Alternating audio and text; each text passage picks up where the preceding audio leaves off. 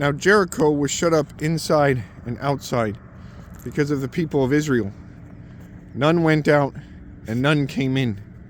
And the Lord said to Joshua, "See, I have given Jericho into your hand with its king and mighty men of valor. You shall march around the city, all the men of war going around the city once. Thus you shall do for 6 days. 7 priests shall bear 7 trumpets of ram's horns before the ark. On the 7th day you shall march around the city 7 times, and the priests shall blow the trumpets. And when they make a long blast with the ram's horn, when you hear the sound of the trumpet, then all the people shall shout with a great shout, and the wall of the city will fall down flat, and the people shall go up.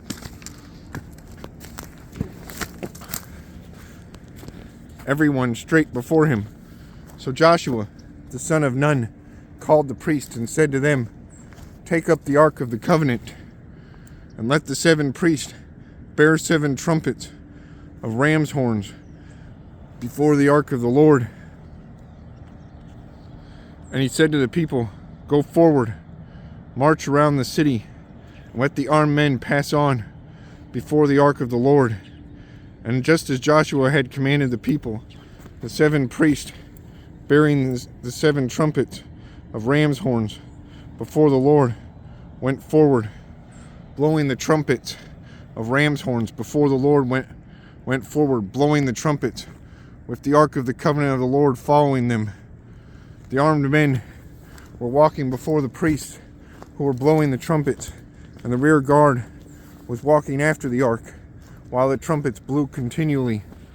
But Joshua commanded the people, "You shall not shout or make your voice heard, neither shall any word go out of your mouth until the day I tell you to shout.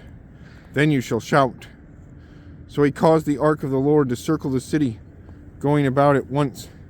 And they came into the camp, and spent the night in the camp. Then Joshua rose early in the morning, and the priests took up the ark of the Lord.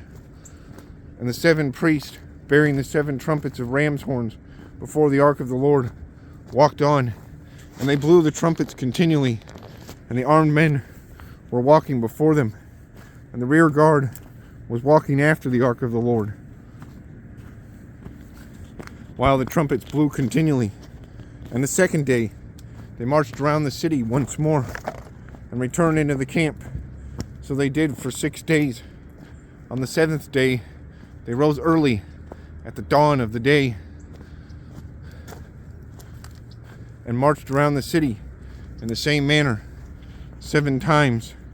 And at the 7th time, when the priest had blown the trumpets, Joshua said to the people, "Shout, for the Lord has given you the city, and the city and all that is within it shall be devoted to the Lord for destruction. Only Rahab, the prostitute, and all who are with her in her house shall live, because she hid the messengers whom we sent. But you, keep yourselves from things devoted to destruction, lest when you have devoted them, you take any of the devoted things and make the camp of Israel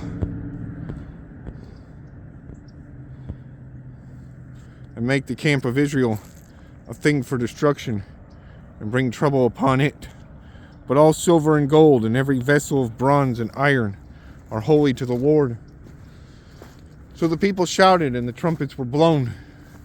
As soon as the people heard the sound of the trumpet, the people shouted a great shout, and the wall fell down flat, so that the people went up into the city, and every man straight before him, and they captured the city. Then they devoted all in the city to destruction, both men and women, young and old, oxen, sheep, and donkeys, with the edge of the sword. But to the 2 men who had spied out the land, Joshua said, "Go into the prostitute's house, and bring out from there the woman and all who belong to her, as you swore to her." So the young men who had been spies went in and brought out Rahab and her father and mother and brothers and all who belonged to her. And they brought all the relatives and put them outside the camp of Israel. And they burned the city with fire and everything in it. Only the silver and gold and the vessels of bronze and of iron they put into the treasury of the house of the Lord. But Rahab the prostitute and her father's household and all who belonged to her, Joshua saved alive. And she has lived in Israel to this day, because she hid the messengers whom Joshua sent to spy out Jericho. Joshua laid an oath on them at that time, saying, "Cursed before the Lord be the man who rises up and rebuilds this city Jericho.